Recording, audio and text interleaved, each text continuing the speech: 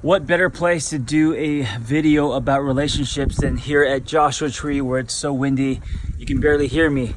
Anyway, John Gottman, a master at studying and predicting divorce or relationships that aren't going to last, talks about the 4 horsemen of the apocalypse, and these are things to look for in your relationship, and especially if you are doing these things. Now, it's not just a one-time thing, but if it's a pattern of them constantly coming up, it spells trouble.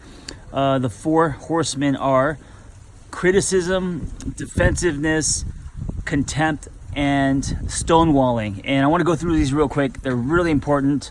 And as I'm describing these, and I'll just say it in my own words, think about when you do them and if you do them. Okay, so the first one is contempt. This is not just character assassination, assassinating someone's character, calling them an idiot, whatever it is, but it's also this idea of positioning yourself where you're kind of better than your partner, right? And if this is constantly happening, you're not allowing your partner to feel safe. You are ridiculing and you are pushing them down, if you will, right? And so the pattern of this cracks trust, and it's not good for the relationship, obviously. Defensiveness is something that is a knee-jerk for most of us, and it's okay to be defensive once in a while, but if your pattern is always to be defensive, you're not allowing the other person to be heard, and the fights are going to be just courtroom battles, right? Then it's just 2 people trying to defend their opinion or their point of view, and it just creates drift. There's no solution, there's no compromise. So if you or your partner is always defensive, and people like this, right? You say something and the first thing out of their mouth is a form of defense. Then they're holding up a shield. This creates 2 flipped magnets. Fighting isn't a bad thing. It's not about how many times you fight, it's about how you fight. Fighting can actually bring people closer together. It can make people understand each other better. So if you are defensive, fights are not going to be productive. Okay, the next one is stonewalling. I think that if you're stonewalling in relationships, you're checking out. And a lot of times people stonewall. This is when you basically, get very quiet and you become expressionless and you don't engage, you don't converse, your body language shuts down.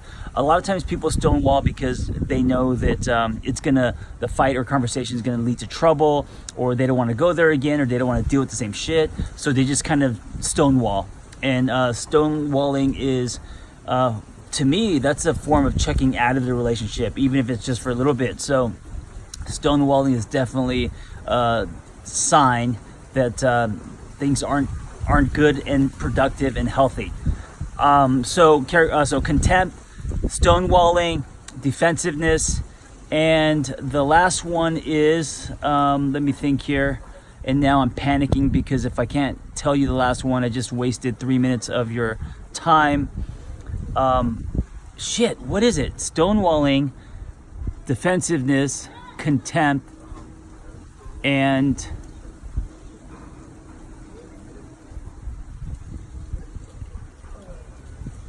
I am so angry right now.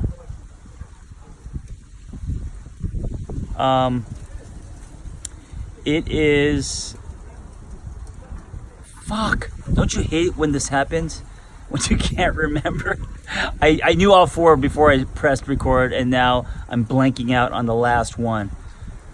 Stonewalling, contempt, defensiveness, and...